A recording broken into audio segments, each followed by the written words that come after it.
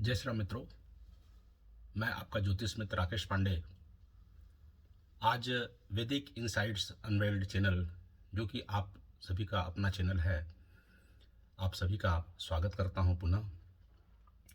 साथियों, आज मैं पुनः आप लोग के समक्ष धन भाव से संबंधित एक बहुत अच्छा ज्योतिषी सूत्र साझा करना चाहूँगा, जो कि जातक पारिजात से लिया गया है। भाव फल श्लोक क्रमांक 52 है। तो साथियों, हम और आप सभी जानते हैं कि धन भाव में जो ग्रह बैठा होता है वही उसका फल करता है। और ग्रह जब किसी भाव में बैठता है तो वह अपने नैसर्गिक और तात्कालिक दोनों प्रभाव को लेकर चलता है। तो साथियों, जब हम और आप देखते हैं कि वह ग्रह कौन है, लग्नेश है, भाग्येश है, पंचमेश है, कौन बैठा है उस भाव पे, या वो नैसर्गिक शुभ है, गुरु बैठा है कि शुक्र बैठा है कि बुध है कि चंद्रमा है, नैसर्गिक सुग्रह है कि उस भाव पे नैसर्गिक पाप ग्रह के बैठा है, जैसे मंगल है कि शनि है कि राहु है कि केतु है।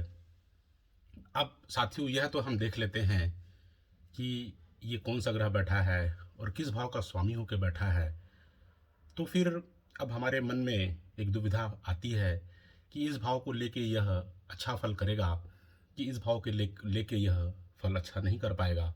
इसका निर्णय कैसे लें और कैसे हम इसको समझें। तो साथियों, यहाँ पर मैं इस बात को इस श्लोक के माध्यम से रखना चाहूँगा कि जब लग्नेश धन भाव पे बैठा होता है तो वो धन भाव का फल कैसा करेगा। तो साथियों, हम और आप जानते हैं कि लग्नेश केंद्र के साथ साथ त्रिकोण का भी स्वामी होने के कारण किसी भी पत्रिका के लिए बहुत शुभ ग्रह माना गया है। भले ही वो नैसर्गिक रूप से अशुभ ग्रह ही क्यों ना बन रहा हो, चाहे मंगल हो, चाहे शनि हो, चाहे सूर्य हो, कोई भी ग्रह हो, लेकिन यदि वह लग्नेश है तो लग्नेश होने के कारण उसको शुभता मिल जाती है। और वह जिस भाव में बैठता है, तो हम और आप जानते हैं कि लग्नेश जिस स्थान पर बैठता है उस भाव का वह अच्छा फल करता है। लेकिन साथियों, सिर्फ लग्नेश किस स्थान पर बैठा है, उस स्थान में बैठ के सिर्फ लग्नेश हो जाने से ही वो अच्छा फल कर देगा, यह हमें नहीं सोचना है, बल्कि हमें कुछ और बातों को देखना है कि लग्नेश उस स्थान में बैठ के किस स्थिति में बैठा है। जब तक हम और आप इस चीज़ को ध्यान नहीं देंगे कि लग्नेश वहाँ बैठ कर किस स्थिति में है, तब तक हमें फल निर्णय लेने में गलती हो सकती है और हम जैसा सोच रहे हैं उस हिसाब से हमें फल कथन नहीं मिल पाएगा। तो साथियों, यह श्लोक यही बताता है कि लग्नेश जब धन भाव पे बैठेगा तो वह कैसा होना चाहिए, वो मैं आप लोग को इस श्लोक के माध्यम से एक बार पढ़कर सुनाता हूँ। आप लोग को बहुत अच्छा लगेगा।